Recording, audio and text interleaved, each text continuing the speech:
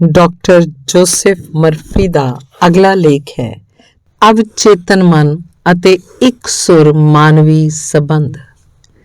ਤੁਸੀਂ ਇਸ ਪੁਸਤਕ ਦੇ ਅਧਿਐਨ ਤੋਂ ਇੱਕ ਬਹੁਤ ਮਹੱਤਵਪੂਰਨ ਸੰਕਲਪ ਇਹ ਸਿੱਖਿਆ ਹੈ ਕਿ ਤੁਹਾਡਾ ਅਵਚੇਤਨ ਮਨ ਵਿੱਚ ਇੱਕ ਰਿਕਾਰਡਿੰਗ ਮਸ਼ੀਨ ਵਾਂਗ ਹੈ ਜਿਹੜਾ ਬੜੀ ਲਗਨ ਨਾਲ ਇਸ ਉੱਤੇ ਛੱਡੀ ਹਰ ਛਾਪ ਨੂੰ ਦੁਬਾਰਾ ਉਤਪੰਨ ਕਰ ਦਿੰਦਾ ਹੈ।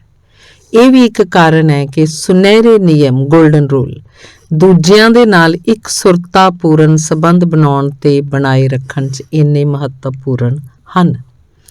ਤੁਸੀਂ ਦੂਜਿਆਂ ਨਾਲ ਉਵੇਂ ਵਿਵਹਾਰ ਕਰੋ ਜਿਵੇਂ ਤੁਸੀਂ ਚਾਹੁੰਦੇ ਹੋ ਕਿ ਤੁਹਾਡੇ ਨਾਲ ਕੀਤਾ ਜਾਏ। ਇਸ ਸਬਕ ਦੇ ਬਾਹਰੀ ਤੇ ਆਂਤਰਿਕ ਦੋਵੇਂ ਅਰਥ ਹਨ। ਆਂਤਰਿਕ ਅਰਥ ਤੁਹਾਡੇ ਚੇਤਨ ਤੇ ਅਵਚੇਤਨ ਮਨ ਨਾਲ ਸੰਬੰਧਿਤ ਹਨ। ਬਾਈਬਲ ਦੇ ਇਸ ਸੰਦੇਸ਼ ਅਨੁਸਾਰ ਪਹਿਲਾ, ਜਿਵੇਂ ਤੁਸੀਂ ਚਾਹੁੰਦੇ ਹੋ ਲੋਕ ਤੁਹਾਡੇ ਬਾਰੇ ਸੋਚਣ ਉਂਝ ਹੀ ਤੁਸੀਂ ਉਹਨਾਂ ਬਾਰੇ ਸੋਚੋ। ਦੂਸਰਾ, ਜਿਵੇਂ ਤੁਸੀਂ ਚਾਹੁੰਦੇ ਹੋ ਲੋਕ ਤੁਹਾਡੇ ਬਾਰੇ ਮਹਿਸੂਸ ਕਰਨ ਉਂਝ ਹੀ ਤੁਸੀਂ ਉਹਨਾਂ ਬਾਰੇ ਮਹਿਸੂਸ ਕਰੋ। ਤੀਸਰਾ, ਜਿਵੇਂ ਤੁਸੀਂ ਚਾਹੁੰਦੇ ਹੋ ਕਿ ਲੋਕ ਤੁਹਾਡੇ ਪ੍ਰਤੀ ਕੰਮ ਕਰਨ ਉਂਝ ਹੀ ਤੁਸੀਂ ਉਹਨਾਂ ਪ੍ਰਤੀ ਕੰਮ ਕਰੋ। ਉਦਾਹਰਨ ਲਈ, ਹੋ ਸਕਦਾ ਹੈ ਤੁਸੀਂ ਆਫਿਸ 'ਚ ਕਿਸੇ ਦੇ ਪ੍ਰਤੀ ਨਿਮਰ ਤੇ ਸ਼ਾਲੀਨ ਹੋਵੋ ਲੇਕਿਨ ਉਹਦੇ ਪਿੱਠ ਪਿੱਛੇ ਉਹਦੇ ਬਾਰੇ ਆਲੋਚਨਾਤਮਕ ਤੇ ਦੁਵੈਕਪੂਰਨ ਵਿਚਾਰ ਸੋਚਦੇ ਹੋਵੋ। ਇਸ ਤਰ੍ਹਾਂ ਦੇ ਨਕਾਰਾਤਮਕ ਵਿਚਾਰ ਤੁਹਾਡੇ ਲਈ ਬਹੁਤ ਵਿਨਾਸ਼ਕਾਰੀ ਹਨ। ਇਹ ਜ਼ਹਿਰ ਖਾਣ ਵਾਂਗ ਹੈ।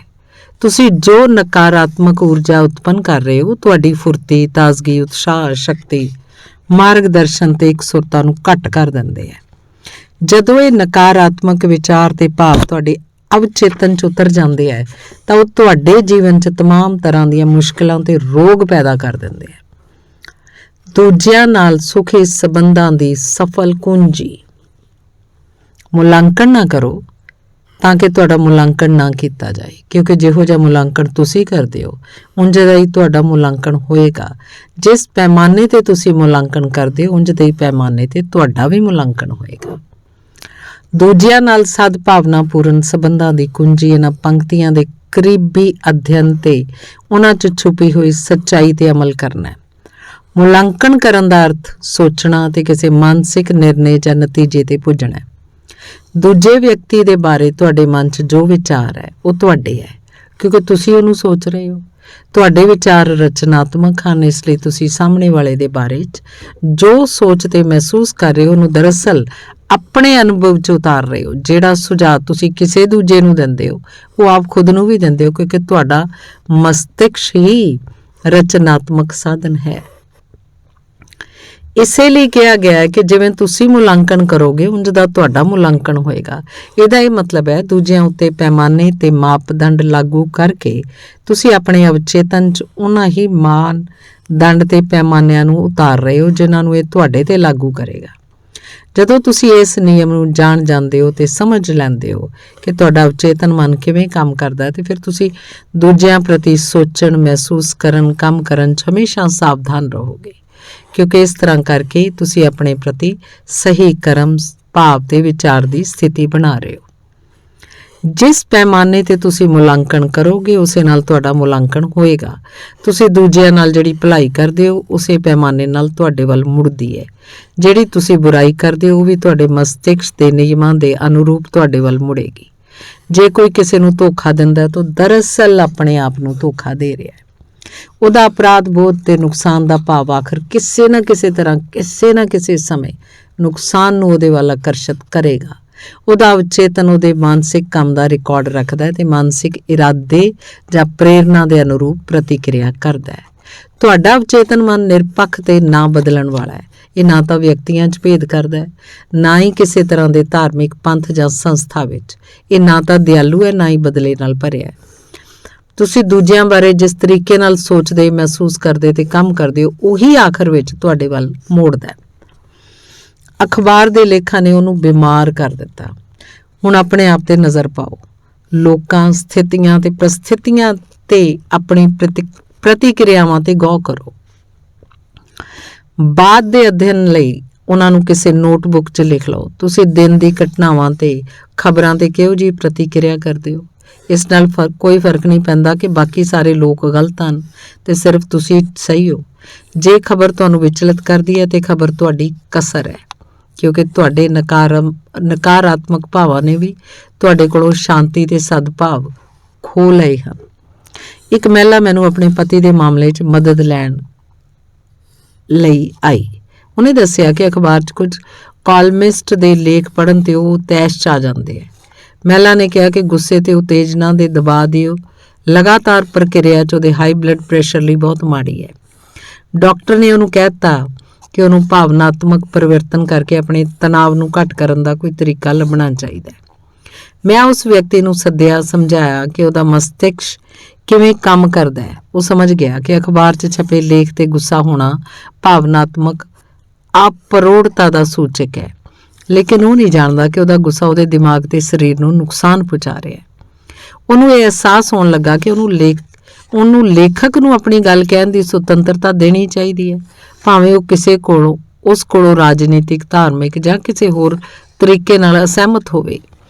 ਇਸੇ ਤਰ੍ਹਾਂ ਲੇਖਕ ਨੂੰ ਵੀ ਉਹਨੂੰ ਇਹ ਸੁਤੰਤਰਤਾ ਦੇਣੀ ਚਾਹੀਦੀ ਹੈ ਕਿ ਉਹ ਅਖਬਾਰ ਨੂੰ ਪੱਤਰ ਲਿਖ ਕੇ ਉਹਦੀ ਪ੍ਰਕਾਸ਼ਿਤ ਟਿੱਪਣੀਆਂ ਨਾਲ ਅਸਹਿਮਤੀ ਵਿਅਕਤ ਕਰੇ।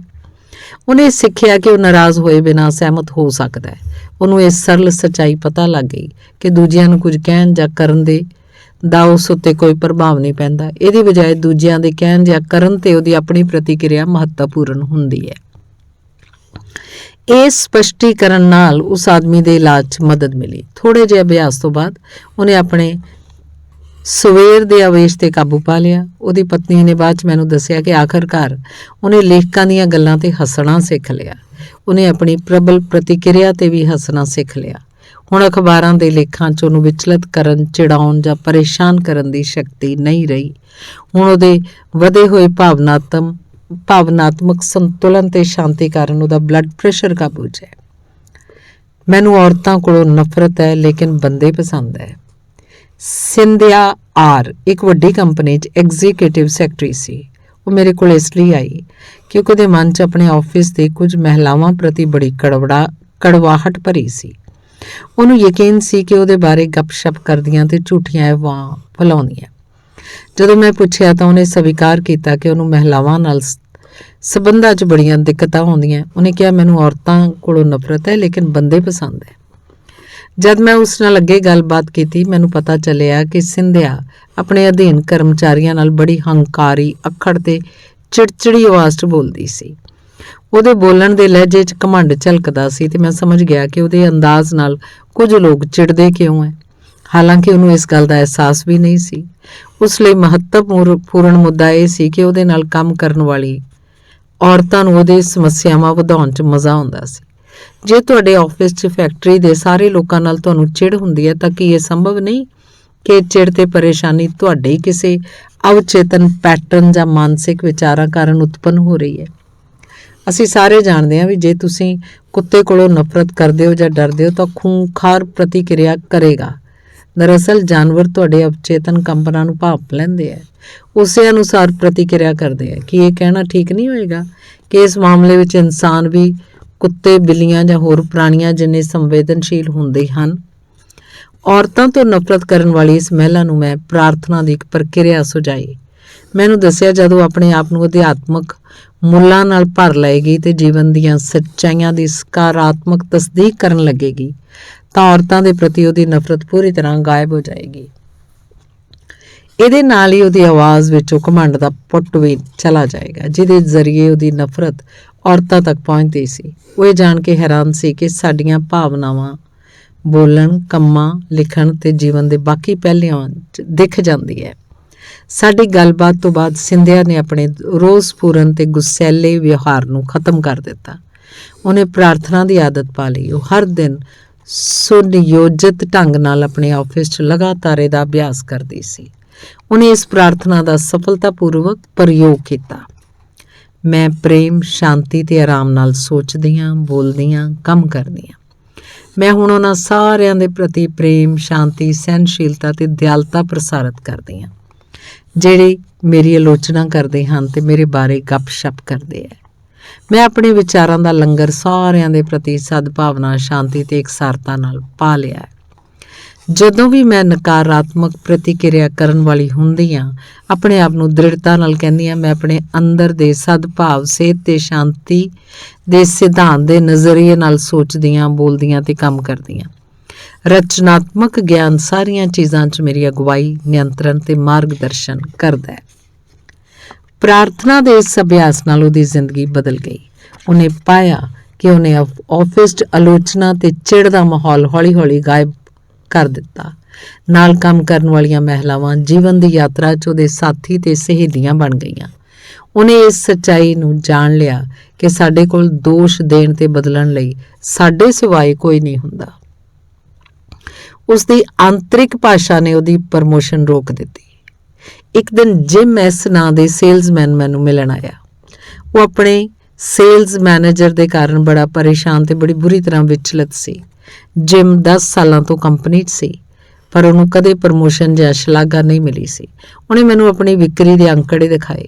ਮੈਂ ਆਸਾਨੀ ਨਾਲ ਜਾਣ ਸਕਦਾ ਸੀ ਕਿ ਉਸ ਇਲਾਕੇ ਹੋਰ ਸੇਲਜ਼ਮੈਨਾਂ ਦੇ ਅੰਕੜਿਆਂ ਨਾਲੋਂ ਵਧੀਆ ਸੀ। ਉਹਦਾ ਸਪਸ਼ਟੀਕਰਨ ਇਹ ਸੀ ਕਿ ਸੇਲਜ਼ ਮੈਨੇਜਰ ਉਹਨੂੰ ਪਸੰਦ ਨਹੀਂ ਕਰਦਾ। ਉਹਦਾ ਦਾਅਵਾ ਸੀ ਕਿ ਉਹਦੇ ਨਾਲ ਵਿਤਕਰਾ ਕੀਤਾ ਜਾਂਦਾ ਹੈ। ਸੰਮੇਲਨਾਂ 'ਚ ਮੈਨੇਜਰ ਉਹਦੇ ਸੁਝਾਵਾਂ ਦੀ ਖਿੱਲੀ ਉਡਾਉਂਦਾ ਹੈ, ਕਈ ਵਾਰ ਤਾਂ ਅਪਮਾਨਜਨਕ ਵਿਵਹਾਰ ਵੀ ਕਰਦਾ ਸੀ।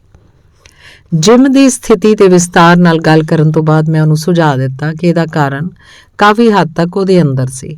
ਮੈਨੇਜਰ ਦੇ ਪ੍ਰਤੀ ਉਹਦੇ ਵਿਚਾਰ ਤੇ ਵਿਸ਼ਵਾਸ ਦੇ ਕਾਰਨ ਹੀ ਉਹ ਅਧਿਕਾਰੀ ਇਸ ਤਰ੍ਹਾਂ ਪ੍ਰਤੀਕਿਰਿਆ ਕਰ ਰਿਹਾ ਸੀ। ਅਸੀਂ ਦੂਜਿਆਂ ਦੇ ਲਈ ਜਿਸ ਪੈਮਾਨੇ ਦਾ ਪ੍ਰਯੋਗ ਕਰਾਂਗੇ, ਸਾਡੇ ਤੇ ਵੀ ਉਸੇ ਪੈਮਾਨੇ ਦਾ ਪ੍ਰਯੋਗ ਕੀਤਾ ਜਾਏਗਾ।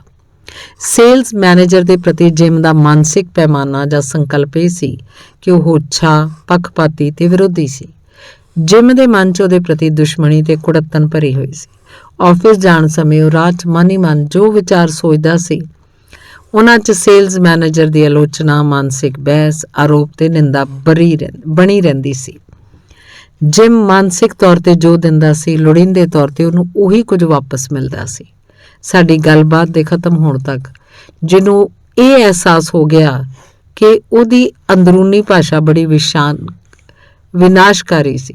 ਉਹਦੇ ਖਾਮੋਸ਼ ਵਿਚਾਰਾਂ ਤੇ ਭਾਵਾਂ ਦੀ ਸ਼ਕਤੀ ਤੇ ਡੂੰਘਾਈ, ਜਿਨ੍ਹਾਂ ਨਾਲੋਂ ਸੇਲਜ਼ ਮੈਨੇਜਰ ਦੀ ਮਾਨਸਿਕ ਨਿੰਦਾ ਤੇ ਬੁਰਾਈ ਕਰਦਾ ਸੀ, ਉਹਦੇ ਅਵਚੇਤਨ ਮਨ ਤੱਕ ਪਹੁੰਚ ਗਈ ਸੀ। ਇਸੇ ਕਾਰਨ ਉਹਨੂੰ ਆਪਣਾ ਬੌਸ ਤੋਂ ਨਕਾਰਾਤਮਕ ਪ੍ਰਤੀਕਿਰਿਆ ਮਿਲਦੀ ਸੀ। ਇਸ ਤੋਂ ਇਲਾਵਾ ਹੋਰ ਵਿਅਕਤੀਗਤ, ਸਰੀਰਕ ਤੇ ਭਾਵਨਾਤਮਕ ਵਿਕ੍ਰਿਤੀਆਂ ਵੀ ਉਤਪੰਨ ਹੁੰਦੀਆਂ ਸੀ। ਮੇਰੇ ਨਿਵੇਦਨ ਤੇ ਜਿਮ ਨੇ ਹੇਠਾਂ ਦਿੱਤੀ ਪ੍ਰਾਰਥਨਾ ਨੂੰ ਬਾਰ-ਬਾਰ ਦੁਹਰਾਇਆ। ਮੈਂ ਹੀ ਬ੍ਰਹਿਮੰਡ ਵਿੱਚ ਇੱਕਮਾਤਰ ਚਿੰਤਕ ਹਾਂ। ਮੈਂ ਹੀ ਇਸ ਗੱਲ ਲਈ ਜ਼ਿੰਮੇਵਾਰ ਹਾਂ ਕਿ ਮੈਂ ਆਪਣੇ ਬੌਸ ਦੇ ਬਾਰੇ ਕੀ ਸੋਚਦਾ। ਮੇਰੇ ਸੇਲਜ਼ ਮੈਨੇਜਰ ਉਸ ਤਰੀਕੇ ਦੇ ਲਈ ਜ਼ਿੰਮੇਵਾਰ ਨਹੀਂ ਜਿਸ ਨਾਲ ਮੈਂ ਉਹਨਾਂ ਦੇ ਬਾਰੇ ਸੋਚਦਾ। ਮੈਂ ਕਿਸੇ ਵੀ ਵਿਅਕਤੀ, ਸਥਾਨ ਜਾਂ ਚੀਜ਼ ਨੂੰ ਮੈਨੂੰ ਚਿੜਾਉਣ ਜਾਂ ਵਿਚਲਿਤ ਕਰਨ ਦੀ ਸ਼ਕਤੀ ਨਹੀਂ ਦਿੰਦਾ। ਮੈਂ ਆਪਣੇ ਬੌਸ ਲਈ ਸਿਹਤ, ਸਫਲਤਾ, ਮਾਨਸਿਕ ਸ਼ਾਂਤੀ ਤੇ ਖੁਸ਼ੀ ਦੀ ਕਾਮਨਾ ਕਰਦਾ। ਮੈਂ ਸੱਚੇ ਦਿਲ ਨਾਲ ਉਹਨਾਂ ਦਾ ਭਲਾ ਚਾਹੁੰਦਾ ਤੇ ਮੈਂ ਜਾਣਦਾ ਕਿ ਸਾਰੇ ਮਾਮਲਿਆਂ 'ਚ ਉਹਨਾਂ ਨੂੰ ਦੈਵੀ ਮਾਰਗਦਰਸ਼ਨ ਮਿਲੇਗਾ। ਉਸਨੇ ਇਹ ਪ੍ਰਾਰਥਨਾ ਹੌਲੀ ਦੇ ਕੇ ਸ਼ਾਂਤੀ ਨਾਲ ਤੇ ਭਾਵਨਾ ਨਾਲ ਦੁਹਰਾਈ।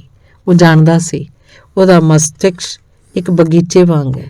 ਉਸ ਬਗੀਚੇ ਵਿੱਚ ਜੋ ਵੀ ਬੀਜਦਾ ਹੈ, ਉਸ ਨੂੰ ਉਸੇ ਤਰ੍ਹਾਂ ਦੇ ਫਲ ਮਿਲਣਗੇ। ਮੈਂ ਉਹਨੂੰ ਸੌਣ ਤੋਂ ਪਹਿਲਾਂ ਮਾਨਸਿਕ ਤਸਵੀਰਾਂ ਬਣਾਉਣਾ ਵੀ ਸਿਖਾਇਆ।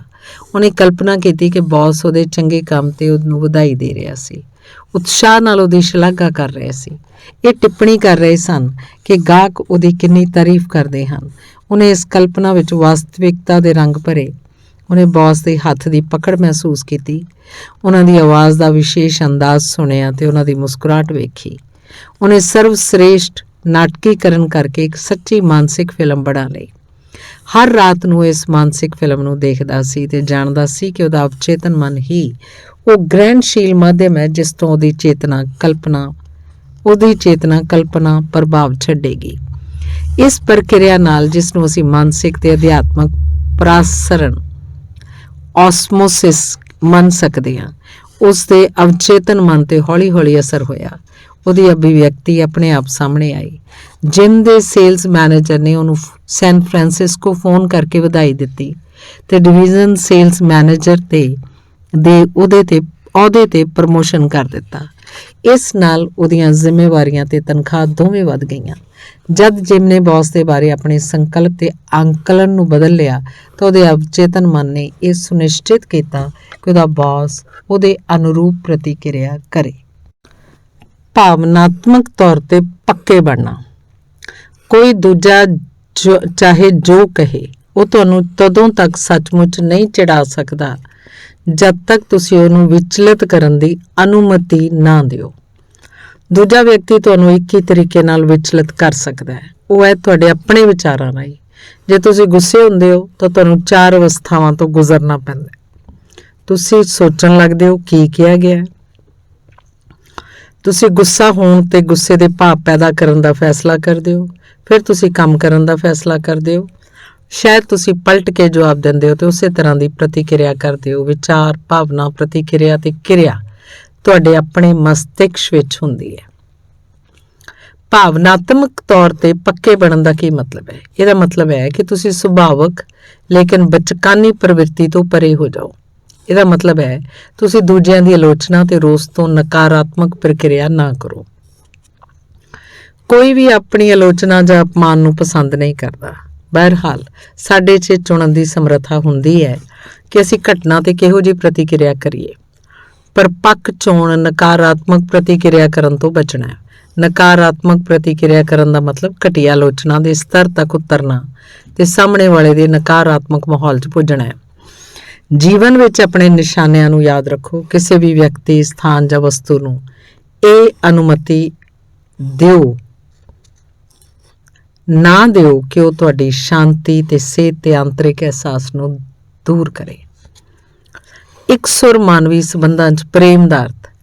ਮਨੋਵਿਸ਼ਲੇਸ਼ਣ ਦੇ ਬਾਨੀ ਤੇ ਮਨੋਵਿਗਿਆਨ ਦੇ ਇਤਿਹਾਸ 'ਚ ਬਹੁਤ ਮਹੱਤਵਪੂਰਨ ਭੂਮਿਕਾ ਨਿਭਾਉਣ ਵਾਲੇ ਸਿਗਮੰਡ ਫਰਾਇਡ ਨੇ ਕਿਹਾ ਸੀ, ਜੇ ਵਿਅਕਤਿਤਵ ਦੇ ਕੋਲ ਪ੍ਰੇਮ ਨਾ ਹੋਵੇ ਤਾਂ ਉਹ ਬਿਮਾਰ ਹੋ ਜਾਂਦਾ ਹੈ। ਪ੍ਰੇਮ 'ਚ ਦੂਜੇ ਵਿਅਕਤੀ ਵਿੱਚ ਮੌਜੂਦ ਦੈਵੀ ਅੰਸ਼ ਦੇ ਲਈ ਸਮਝ, ਸਦਭਾਵਨਾ ਤੇ ਸਨਮਾਨ ਸ਼ਾਮਲ ਹੈ। ਤੁਸੀਂ ਜਿੰਨਾ ਪ੍ਰੇਮ ਤੇ ਸਦਭਾਵਨਾ ਪ੍ਰਵਾਹਿਤ ਕਰੋਗੇ ਉਨਾ ਹੀ ਜ਼ਿਆਦਾ ਤੁਹਾਡੇ ਕੋਲ ਮੁੜ ਕੇ ਆਏਗਾ।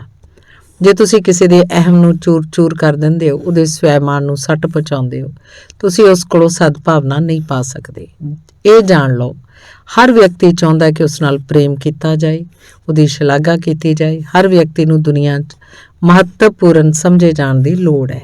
ਅਹਿਸਾਸ ਰੱਖੋ, ਸਾਹਮਣੇ ਵਾਲਾ ਵਿਅਕਤੀ ਆਪਣੇ ਸੱਚੇ ਮਹੱਤਵ ਬਾਰੇ ਸੁਚੇਤ ਹੈ।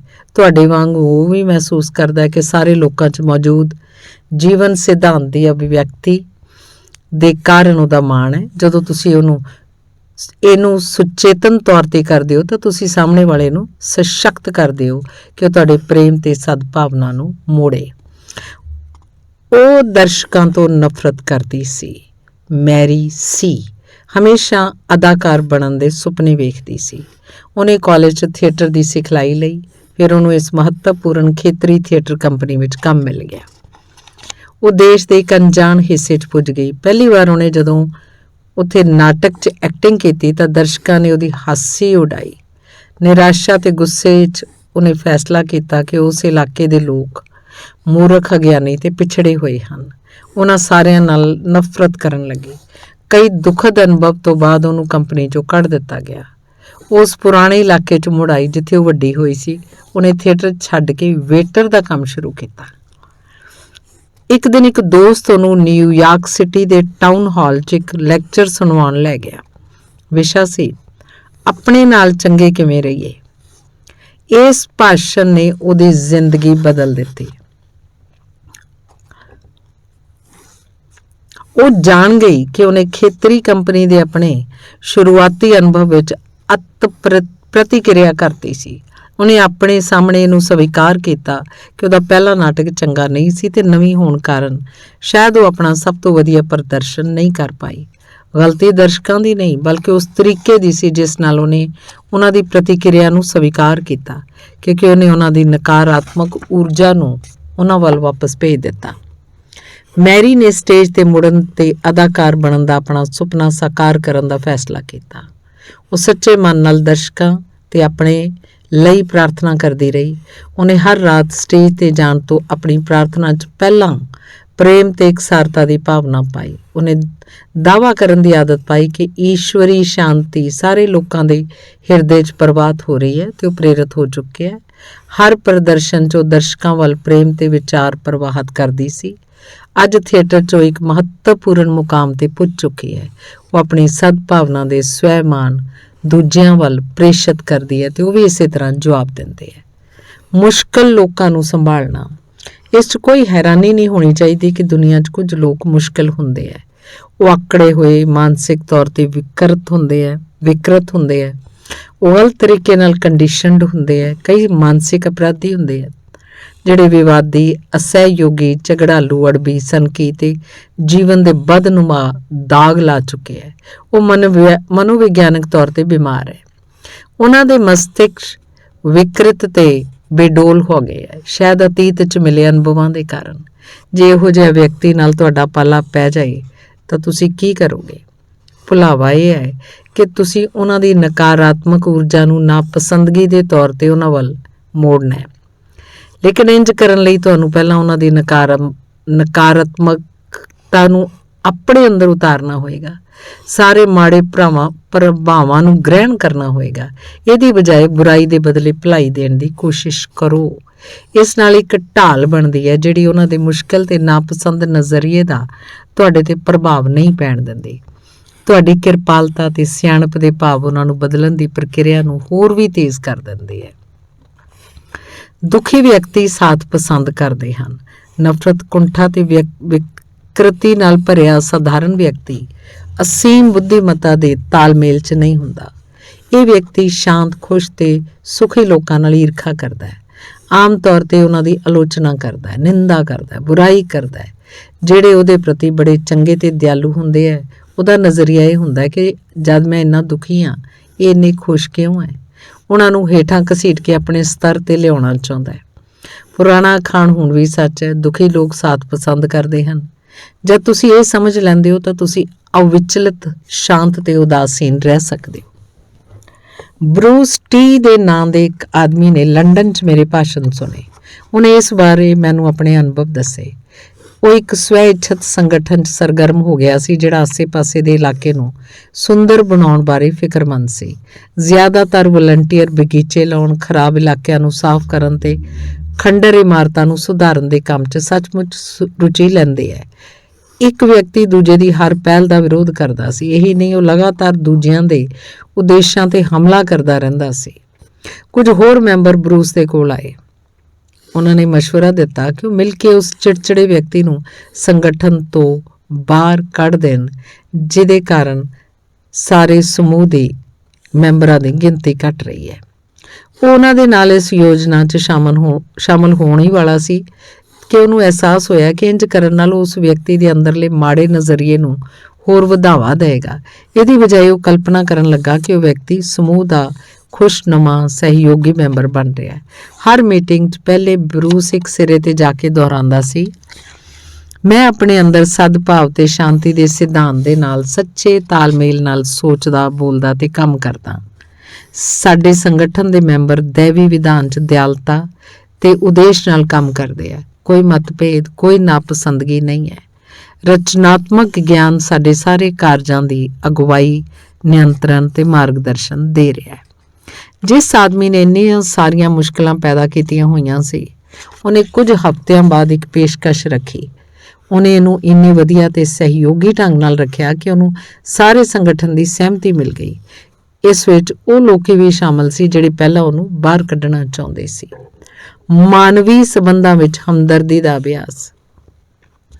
ਐਲਿਸ ਉਹ ਨਾਂ ਦੀ ਇੱਕ ਮੁਟਿਆਰ ਹਾਲ 'ਚ ਮੈਨੂੰ ਮਿਲਣ ਆਈ। ਉਹਨੇ ਦੱਸਿਆ ਕਿ ਕਾਫੀ ਲੰਮੇ ਸਮੇਂ ਤੋਂ ਆਫਿਸ ਦੀ ਇੱਕ ਮੁਟਿਆਰ ਨਾਲ ਉਹਨੂੰ ਨਫ਼ਰਤ ਸੀ। ਇਹਦਾ ਕਾਰਨ ਇਹ ਸੀ ਕਿ ਦੂਜੀ ਮੁਟਿਆਰ ਉਹ ਤੋਂ ਜ਼ਿਆਦਾ ਸੋਹਣੀ, ਖੁਸ਼ ਤੇ ਸਮਰਿੱਧ ਸੀ। ਐਲਿਸ ਨੂੰ ਸਭ ਤੋਂ ਵੱਡਾ ਝਟਕਾ ਉਸ ਵੇਲੇ ਲੱਗਿਆ ਜਦੋਂ ਦੂਜੀ ਮੁਟਿਆਰ ਦੀ ਸਗਾਈ ਕੰਪਨੀ ਦੇ ਹੀ CEO ਨਾਲ ਹੋ ਗਈ, ਜਿਸ ਨੂੰ ਐਲਿਸ ਕਾਫੀ ਸਮੇਂ ਤੋਂ ਚਾਹੁੰਦੀ ਸੀ। ਐਲਿਸ ਜਿਸ ਮੁਟਿਆਰ ਨੂੰ ਨਾਪਸੰਦ ਕਰਦੀ ਸੀ, ਉਹ ਵਿਆਹ ਦੇ ਇੱਕ ਦਿਨ ਬਾਅਦ ਆਪਣੀ ਧੀ ਨਾਲ ਆਫਿਸ ਆਈ, ਜਿਹੜੀ ਉਹਦੇ ਪਿਛਲੇ ਵਿਆਹ ਤੋਂ ਸੀ। ਐਲਿਸ ਨੂੰ ਪਤਾ ਨਹੀਂ ਸੀ ਕਿ ਉਸ ਮੁਟਿਆਰ ਦੀ ਕੁੜੀ ਵੀ ਸੀ ਜਾਂ ਉਹ ਪਹਿਲਾਂ ਤੋਂ ਵਿਆਹਤਾ ਸੀ। ਜਮਾਂਦਰੂ ਸਮੱਸਿਆ ਕਾਰਨ ਉਹ ਮੁਟਿਆਰ ਦੀ ਕੁੜੀ ਦੇ ਪੈਰਾਂ ਵਿੱਚ ਸਟੀਲ ਦੀ ਪਲੇਟ ਸੀ। ਐਲਿਸ ਨੇ ਸੁਣਿਆ ਉਹ ਕੁੜੀ ਆਪਣੀ ਮਾਂ ਨੂੰ ਕਹਿ ਰਹੀ ਸੀ, ਮੰਮੀ ਕੀ ਇੱਥੇ ਹੀ ਮੇਰੇ ਨਵੇਂ ਡੈਡੀ ਕੰਮ ਕਰਦੇ ਆ? ਮੈਂ ਇਸ ਜਗ੍ਹਾ ਨੂੰ ਪਿਆਰ ਕਰਦੀ ਹਾਂ ਕਿਉਂਕਿ ਉਹਨਾਂ ਲੋਕਾਂ ਨਾਲ ਭਰੀ ਹੈ ਜਿਨ੍ਹਾਂ ਨਾਲ ਮੈਂ ਪਿਆਰ ਕਰਦੀ ਹਾਂ। ਮੇਰਾ ਦਿਲ ਅਚਨਚੇਤ ਹੀ ਉਸ ਨਿੱਕੀ ਜਿਹੀ ਕੁੜੀ ਤੇ ਆ ਗਿਆ। ਐਲਿਸ ਨੇ ਮੈਨੂੰ ਦੱਸਿਆ ਕਿ ਮੈਂ ਜਾਣਦੀ ਸੀ ਕਿ ਉਹ ਕਿੰਨੀ ਖੁਸ਼ੀ ਮਹਿਸੂਸ ਕਰ ਰਹੀ ਹੋਏਗੀ। ਮੈਨੂੰ ਇੱਕ ਝਲਕ ਦਿਖੀ ਕਿ ਉਹ ਮੁਟਿਆਰ ਇੰਨੀ ਵਿਪਰੀਤ ਹਾਲਤਾਂ ਦੇ ਬਾਵਜੂਦ ਕਿੰਨੀ ਖੁਸ਼ ਸੀ, ਜਿਸ ਦੇ ਬਾਰੇ ਮੈਂ ਜਾਣਦੀ ਵੀ ਨਹੀਂ ਸੀ। ਅਚਨਚੇਤ ਮੈਂ ਉਹਦੇ ਪ੍ਰਤੀ ਪ੍ਰੇਮ ਮਹਿਸੂਸ ਕੀਤਾ। ਮੈਂ ਉਹਦੇ ਆਫਿਸ 'ਚ ਗਈ, ਉਹਨੂੰ ਵਧਾਈ ਦਿੰਦਿਆਂ ਉਹਦੀ ਖੁਸ਼ੀ ਦੀ ਕਾਮਨਾ ਕੀਤੀ ਤੇ ਮੈਂ ਇਹ ਦਿਲ ਨਾਲ ਕੀਤਾ।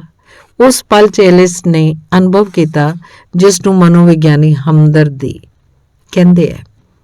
ਇਹ ਸਹਾਨੂਭੂਤੀ ਨਹੀਂ ਹੈ ਜਿਸ 'ਚ ਅਸੀਂ ਦੂਜਿਆਂ ਦੀ ਭਾਵਨਾ ਨੂੰ ਸਮਝਦੇ ਹਾਂ। ਇਹ ਇਸ ਤੋਂ ਵੀ ਵੱਧ ਕੇ ਹੈ। ਇਹਦਾ ਮਤਲਬ ਹੈ ਕਾਲਪਨਿਕ ਤੌਰ ਤੇ ਖੁਦ ਨੂੰ ਦੂਜੇ ਵਿਅਕਤੀ ਦੇ ਮਾਨਸਿਕ ਨਜ਼ਰੀਏ ਤੇ ਅਵਸਥਾ ਵਿੱਚ ਰੱਖਣਾ।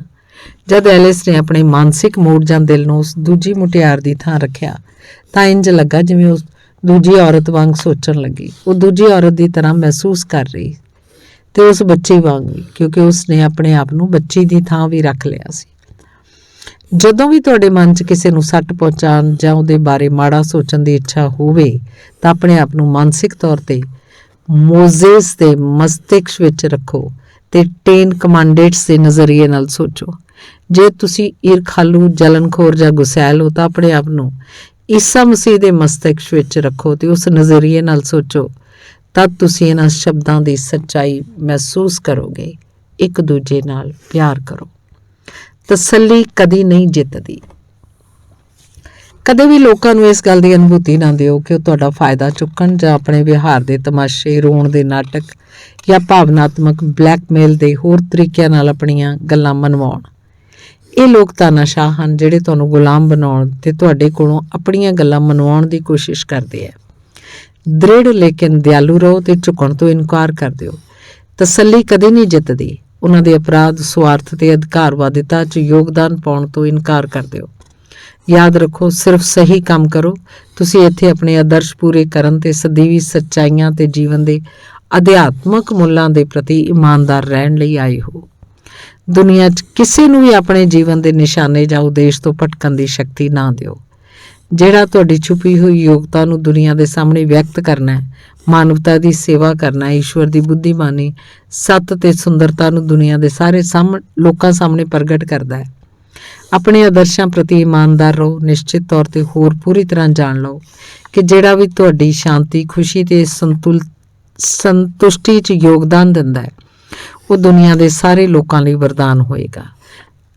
ਅੰਸ਼ ਦੀ ਖੁਸ਼ੀ ਸੰਪੂਰਨ ਖੁਸ਼ੀ ਹੈ ਕਿਉਂਕਿ ਸੰਪੂਰਨ ਅੰਸ਼ਾਂ ਵਿੱਚੋਂ ਤੇ ਅੰਸ਼ ਸੰਪੂਰਨ ਵਿੱਚੋਂ। ਜਿਵੇਂ ਪੌਲ ਕਹਿੰਦੇ ਹੈ, ਸਭ ਨੂੰ ਪ੍ਰੇਮ ਕਰੋ। ਸਿਹਤ, ਖੁਸ਼ੀ ਤੇ ਮਾਨਸਿਕ ਸ਼ਾਂਤੀ ਦਾ ਨਿਯਮ ਹੀ ਪ੍ਰੇਮ ਨੂੰ ਸੰਤੁਸ਼ਟੀਦਾਇਕ ਬਣਾਉਂਦਾ ਹੈ।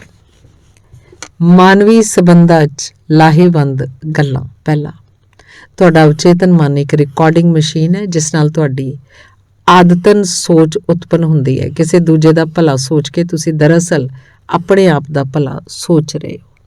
ਦੂਜਾ, ਨਫ਼ਰਤ ਜਾਂ ਰੋਸ ਦਾ ਵਿਚਾਰ ਮਾਨਸਿਕ ਜ਼ਹਿਰ ਹੈ। ਕਿਸੇ ਦੂਜੇ ਦਾ ਮਾੜਾ ਨਾ ਸੋਚੋ ਕਿਉਂਕਿ ਇੰਜ ਕਰਨਾ ਖੁਦ ਦਾ ਮਾੜਾ ਸੋਚਣਾ ਹੈ। ਤੁਸੀਂ ਆਪਣੇ ਬ੍ਰਹਿਮੰਡ ਵਿੱਚ ਇਕਲੌਤੇ ਚਿੰਤਕ ਹੋ ਤੇ ਤੁਹਾਡੇ ਵਿਚਾਰ ਰਚਨਾਤਮਕ ਹਨ। ਤੀਸਰਾ, ਤੁਹਾਡੇ ਮਸਤਿਸ਼ਕ ਰਚਨਾਤਮਕ ਮਾਧਿਅਮ ਹੈ, ਇਸ ਲਈ ਤੁਸੀਂ ਦੂਜਿਆਂ ਦੇ ਬਾਰੇ ਜੋ ਸੋਚਦੇ ਮਹਿਸੂਸ ਕਰਦੇ ਹੋ ਉਹਨੂੰ ਆਪਣੇ ਆਪ ਤੇ ਅਨੁਭਵ ਵਿੱਚ ਲਾ ਰਹੇ ਹੋ। ਇਹੀ ਸੁਨਹਿਰੇ ਨਿਯਮ ਦਾ ਵਿਗਿਆਨਕ ਅਰਥ ਹੈ। ਜਿਵੇਂ ਤੁਸੀਂ ਚਾਹੁੰਦੇ ਹੋ ਦੂਜੇ ਤੁਹਾਡੇ ਬਾਰੇ ਸੋਚਣ, ਉਸੇ ਤਰ੍ਹਾਂ ਤੁਸੀਂ ਉਹਨਾਂ ਦੇ ਬਾਰੇ ਸੋਚੋ। ਚੌਥਾ, ਕਿਸੇ ਦੂਜੇ ਨੂੰ ਧੋਖਾ ਦੇਣਾ ਜਾਂ ਛਲ ਕਰਨਾ ਆਪਣੇ ਲਈ ਕਸਰ, ਨੁਕਸਾਨ ਤੇ ਸੀਮਾ ਉਤਪੰਨ ਕਰਨਾ ਹੈ। ਤੁਹਾਡਾ ਅਵਚੇਤਨ ਮਨ ਤੁਹਾਡੀ ਆਂਤਰਿਕ ਪ੍ਰੇਰਨਾਵਾਂ, ਵਿਚਾਰਾਂ ਤੇ ਭਾਵਨਾਵਾਂ ਦਾ ਰਿਕਾਰਡ ਰੱਖਦਾ ਹੈ। ਜਦੋਂ ਇਹ ਨਕਾਰਾਤਮਕ ਹੁੰਦੇ ਆ ਤਾਂ ਤੁਹਾਨੂੰ ਅਸੰਖ ਤਰੀਕਿਆਂ ਨਾਲ ਨੁਕਸਾਨ, ਸੀਮਾ ਤੇ ਸੰਤਾਪ ਹੁੰਦੇ ਆ। ਦੂਜਿਆਂ ਨਾਲ ਤੁਸੀਂ ਜੋ ਕਰਦੇ ਹੋ ਉਹ ਤੁਸੀਂ ਆਪਣੇ ਆਪ ਨਾਲ ਕਰ ਰਹੇ ਹੋ। ਪੰਜਵਾਂ, ਤੁਸੀਂ ਜੋ ਭਲਾਈ ਕਰਦੇ ਹੋ, ਦਿਆਲਤਾ ਦਿਖਾਉਂਦੇ ਹੋ, ਪ੍ਰੇਮ ਕਰਦੇ ਹੋ, ਕਈ ਗੁਣਾ ਹੋ ਕੇ ਕਈ ਤਰੀਕਿਆਂ ਨਾਲ ਤੁਹਾਡੇ ਕੋਲ ਮੁੜਦਾ ਹੈ। ਛੇਵਾਂ, ਤੁਸੀਂ ਉਸ ਤਰੀਕੇ ਲਈ ਜ਼ਿੰਮੇਵਾਰ ਹੋ ਜਿਸ ਨਾਲ ਤੁਸੀਂ ਦੂਜਿਆਂ ਬਾਰੇ ਸੋਚਦੇ ਹੋ। ਯਾਦ ਰੱਖੋ, ਦੂਜਾ ਵਿਅਕਤੀ ਤੁਹਾਡੇ ਸੋਚਣ ਦੇ ਤਰੀਕੇ ਲਈ ਜ਼ਿੰਮੇਵਾਰ ਨਹੀਂ ਹੈ। ਤੁਹਾਡੇ ਵਿਚਾਰ ਉਂਝ ਦੇ ਹੀ ਹੁੰਦੇ ਹੈ। ਤੁਸੀਂ ਹੁਣੇ ਦੂਜੇ ਵਿਅਕਤੀ ਬਾਰੇ ਕੀ ਸੋਚ ਰਹੇ ਹੋ। ਸੱਤਵਾਂ, ਭਾਵਨਾਤਮਕ ਤੌਰ ਤੇ ਪਰਿਪੱਕ ਬਣੋ ਤੇ ਦੂਜੇ ਲੋਕਾਂ ਨੂੰ ਭਿੰਨ ਰਾਏ ਜਾਂ ਮਤ ਰੱਖਣ ਦੀ ਇਜਾਜ਼ਤ ਦਿਓ। ਉਹਨਾਂ ਨੂੰ ਤੁਹਾਡੇ ਨਾਲ ਅਸਹਿਮਤ ਹੋਣ ਦਾ ਪੂਰਾ ਅਧਿਕਾਰ ਹੈ। ਤੁਹਾਨੂੰ ਵੀ ਉਹਨਾਂ ਨਾਲ ਅਸਹਿਮਤ ਹੋਣ ਦੀ ਪੂਰੀ ਸੁਤੰਤਰਤਾ ਹੈ। ਤੁਸੀਂ ਬਿਨਾਂ ਮਤਭੇਦ ਦੇ ਵੀ ਅਸਹਿਮਤ ਹੋ ਸਕਦੇ ਹੋ। 8ਵਾਂ, ਜਾਨਵਰਾਂ ਦੀ ਤਰ੍ਹਾਂ ਹੀ ਲੋਕ ਵੀ ਡਰ ਕੇ ਕੰਪਨ ਨੂੰ ਭਾਂਪ ਲੈਂਦੇ ਆ। ਤੁਹਾਡੇ ਛੁਪੇ ਹੋਏ ਵਿਚਾਰ ਦਰਅਸਲ ਤੁਹਾਡੀ ਆਵਾਜ਼, ਚਿਹਰੇ ਦਾ ਭਾਵ ਤੇ ਸਰੀਰਕ ਭਾਸ਼ਾ ਰਾਹੀਂ ਪ੍ਰਗਟ ਹੁੰਦੇ ਆ। ਇਸ ਸਕਾਰਾਤਮਕ ਤੇ ਨਕਾਰਾਤਮਕ ਦੋਵੇਂ ਤਰ੍ਹਾਂ ਦੇ ਵਿਚਾਰਾਂ ਲਈ ਠੀਕ ਹੈ। 9ਵਾਂ, ਤੁਹਾਡੇ ਮੌਨ ਵਿਚਾਰ ਤੇ ਭਾਵਨਾਵਾਂ ਦੀ ਆਂਤਰਿਕ ਭਾਸ਼ਾ ਦੂਜਿਆਂ ਦੀਆਂ ਪ੍ਰਤੀਕਿਰਿਆਵਾਂ 'ਚ ਅਨੁਭਵ ਕੀਤੀ ਜਾਂਦੀ ਹੈ। 10ਵਾਂ, ਦੂਜਿਆਂ ਲਈ ਉਹੀ ਕਾਮਨਾ ਕਰੋ ਜਿਹੜੀ ਤੁਸੀਂ ਆਪਣੇ ਲਈ ਕਰਦੇ ਹੋ। ਇਹ ਸਦਭਾਵਨਾ ਮਾਨਵੀ ਸੰਬੰਧਾਂ ਦੀ ਕੁੰਜੀ ਹੈ। 11ਵਾਂ, ਆਪਣੇ ਬੌਸ ਪ੍ਰਤੀ ਆਪਣੇ ਸੰਕਲਪ ਤੇ ਰਾਏ ਨੂੰ ਬਦਲ ਦਿਓ। ਮਹਿਸੂਸ ਕਰੋ ਤੇ ਜਾਣੋ ਕਿ ਉਹ ਸੁਨਹਿਰੇ ਨਿਯਮ ਦੇ ਤੇ ਪ੍ਰੇਮ ਦੇ ਨਿਯਮ ਦਾ ਅਭਿਆਸ ਕਰ ਰਿਹਾ, ਉਸੇ ਦੇ ਅਨੁਰੂਪ ਪ੍ਰਤੀਕਿਰਿਆ ਕਰੇਗਾ। 12ਵਾਂ, ਦੂਜਾ ਵਿਅਕਤੀ ਤੁਹਾਨੂੰ ਤਦੋਂ ਤੱਕ ਚਿੜਾ ਨਹੀਂ ਸਕਦਾ ਜਦ ਤੱਕ ਕਿ ਤੁਸੀਂ ਉਹਨੂੰ ਇੰਜ ਕਰਨ ਦੀ ਅਨੁਮਤੀ ਨਾ ਦਿਓ। ਤੁਹਾਡਾ ਵਿਚਾਰ ਰਚਨਾਤਮਕ ਹੈ। ਤੁਸੀਂ ਦੂਜੇ ਵਿਅਕਤੀ ਨੂੰ ਵਰਦਾਨ ਦੇ ਸਕਦੇ ਹੋ। ਜੇ ਕੋਈ ਤੁਹਾਨੂੰ ਅਪਮਾਨਜਨਕ ਨਾਮ ਨਾਲ ਬੁਲਾਉਂਦਾ ਹੈ ਤਾਂ ਤੁਹਾਨੂੰ ਇਹ ਜਵਾਬ ਦੇਣ ਦੀ ਸੁਤੰਤਰਤਾ ਹੈ ਕਿ ਈਸ਼ਵਰ ਦੀ ਸ਼ਾਂਤੀ ਤੁਹਾਡੀ ਆਤਮਾ 'ਚ ਭਰ ਜਾਵੇ। 13ਵਾਂ, ਪ੍ਰੇਮ ਦੂਜਿਆਂ ਨਾਲ ਤਾਲਮੇਲ ਬਿਠਾਉਣ ਦਾ ਜਵਾਬ ਹੈ। ਪ੍ਰੇਮ, ਸਿਆਣਪ, ਸਦਭਾਵਨਾ ਤੇ ਇਨਸਾਨ 'ਚ ਅੰਤਰੀ ਦੇਵੀ ਅੰਸ਼ ਦੇ ਪ੍ਰਤੀ ਸਨਮਾਨ ਹੈ। 14ਵਾਂ, ਉਹਨਾਂ ਲੋਕਾਂ ਪ੍ਰਤੀ ਕਿਰਪਾਲਤਾ ਤੇ ਸਿਆਣਪ ਰੱਖੋ ਜਿਨ੍ਹਾਂ ਦੀ ਨਕਾਰਾਤਮਕ ਕੰਡੀਸ਼ਨਿੰਗ ਨੇ ਉਹਨਾਂ ਨੂੰ ਮੁਸ਼ਕਿਲ ਤੇ ਨਾਪਸੰਦ ਬਣਾ ਦਿੱਤਾ ਹੈ। ਦੇਵੀ ਚਿੰਗਾਰੀ ਉਹਨਾਂ ਦੇ ਅੰਦਰ ਵੀ ਹੈ ਕਿਉਂਕਿ ਇਹ ਸਾਰਿਆਂ ਦੇ ਅੰਦਰ ਹੈ। ਸਾਰਿਆਂ ਨੂੰ ਸਮਝਣਾ, ਸਾਰਿਆਂ ਨੂੰ ਮਾਫ ਕਰਨਾ ਹੈ। 15ਵਾਂ, ਦੂਜਿਆਂ ਦੀ ਸਫਲਤਾ, ਪ੍ਰਮੋਸ਼ਨ ਤੇ ਖੁਸ਼ਕਿਸਮਤੀ ਤੇ ਖੁਸ਼ ਹੋਵੋ। ਇੰਜ ਕਰਕੇ ਤੁਸੀਂ ਚੰਗੀ ਕਿਸਮਤ ਨੂੰ ਆਪਣੇ ਵੱਲ ਖਿੱਚ ਰਹੇ ਹੋ। 16ਵਾਂ, ਕਦੇ ਵੀ ਕਿਸੇ ਦੇ ਭਾਵਨਾਤਮਕ ਝੁੰਝਲਾਹਟ ਦੇ ਤੇ ਨਾਟਕਾਂ ਦੇ ਸਾਹਮਣੇ ਨਾ ਝੁਕੋ। ਤਸੱਲੀ ਕਦੀ ਨਹੀਂ ਜਿੱਤਦੀ। ਪਾਇਦਾਨ ਨਾ ਬਣੋ, ਸਹੀ ਗੱਲ ਤੇ ਅਟਲ ਰਹੋ। ਆਪਣੇ ਆਦਰਸ਼ਾਂ ਤੇ ਟਿਕੇ ਰਹੋ ਤੇ ਇਹ ਨਾ ਭੁੱਲੋ ਕਿ ਜਿਹੜਾ ਮਾਨਸਿਕ ਨਜ਼ਰੀਆ ਤੁਹਾਨੂੰ ਸ਼ਾਂਤੀ, ਖੁਸ਼ੀ ਤੇ ਸੁੱਖ ਦਿੰਦਾ ਹੈ ਉਹ ਚੰਗਾ, ਸਹੀ ਤੇ ਸੱਚਾ ਹੈ। ਜਿਹੜਾ ਤੁਹਾਨੂੰ ਵਰਦਾਨ ਦਿੰਦਾ ਹੈ ਉਹ ਸਾਰਿਆਂ ਨੂੰ ਵਰਦਾਨ ਦਿੰਦਾ ਹੈ। 17ਵਾਂ, ਤੁਹਾਨੂੰ ਇਸ ਦੁਨੀਆ 'ਚ ਹਰ ਵਿਅਕਤੀ ਨੂੰ ਸਿਰਫ ਪ੍ਰੇਮ ਦੇਣਾ ਹੈ। ਪ੍ਰੇਮ ਦਾ ਮਤਲਬ ਹਰ ਇੱਕ ਲਈ ਉਹੀ ਕਾਮਨਾ ਕਰਨਾ ਹੈ ਜਿਹੜੀ ਆਪ ਆਪਣੇ ਲਈ ਕਰਦੇ ਹੋ। ਸਿਹਤ, ਖੁਸ਼ੀ ਤੇ ਜੀਵਨ ਦੀਆਂ ਸਾਰੀਆਂ ਰਹਿਮਤਾਂ। ਧੰਨਵਾਦ।